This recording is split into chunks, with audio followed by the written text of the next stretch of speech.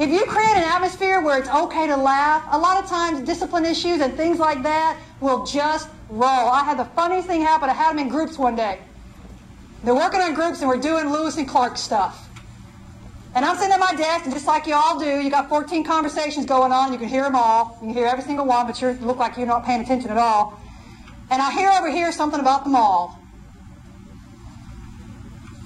And I'm thinking, let's see, Lewis and Clark, Hickory Hollow Mall. I'm not seeing the connection.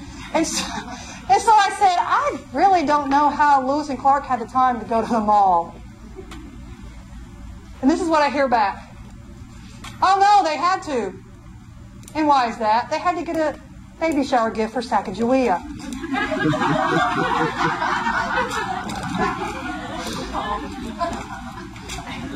And I said, did they get it? Uh-huh. Can we get back on the trail? We're there. Cool. It was hilarious. It still makes me laugh. That was clever. But it was because we'd created a community where they knew I wasn't going to get mad when they said it. They knew I wasn't getting all trippy if they were off task a teeny tiny bit. I used a little humor. They came back a little humor. It was all good. That's the beauty of having that community feel where we're all in this together. It's a great thing. It's a beautiful thing. Because 2 seconds after her hand went up, I hear, yeah.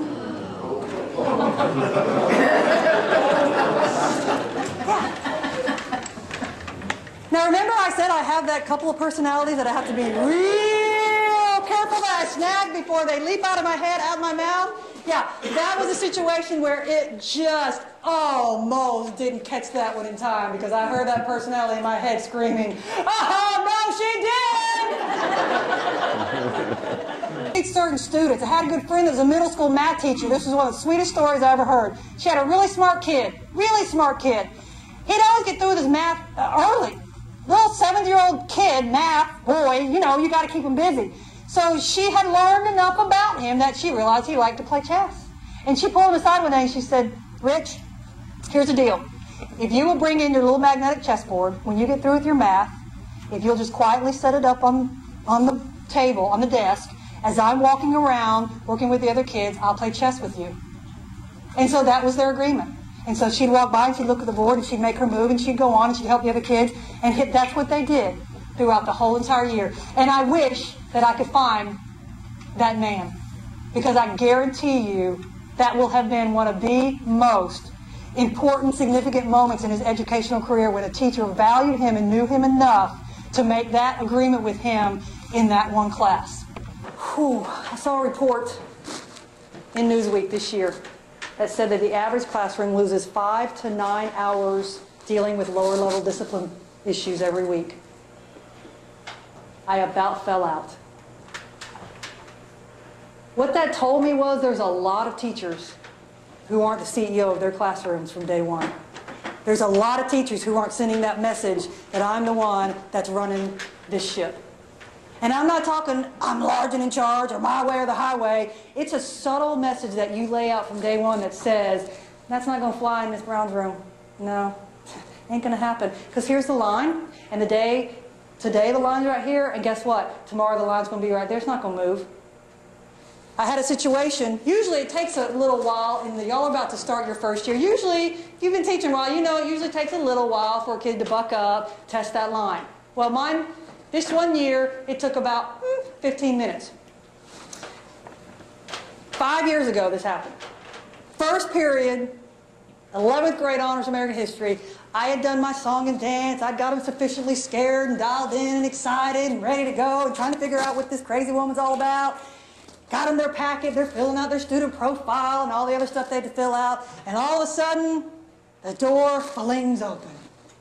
And I don't mean the door opened. I mean the door flung open. And into the doorway walked this quite attractive young lady. And there she stood. I think she was waiting for the heavens to open, the light to shine, and the angels to sing.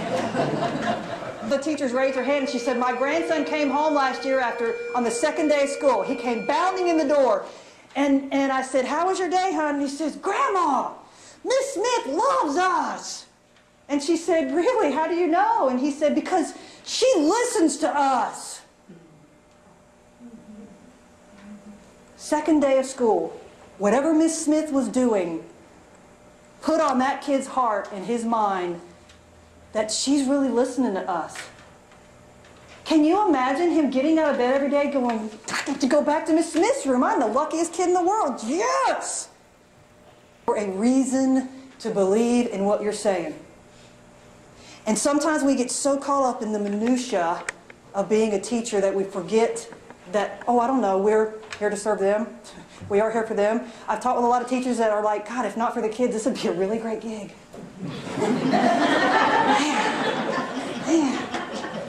Darn it, they're here again today.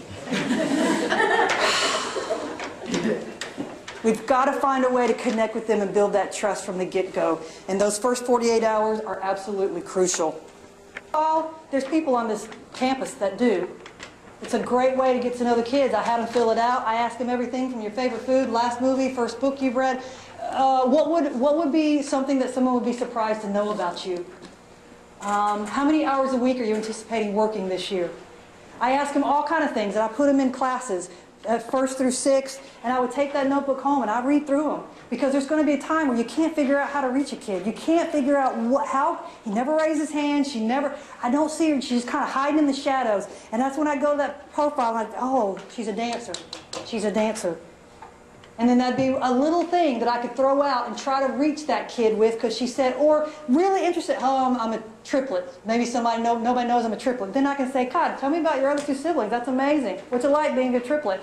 Just those little things. If you reach out and try to find a way to connect with them, it's going to be amazing. Again, if you've never used a student profile, ask. How many use a student profile? Let me ask you that.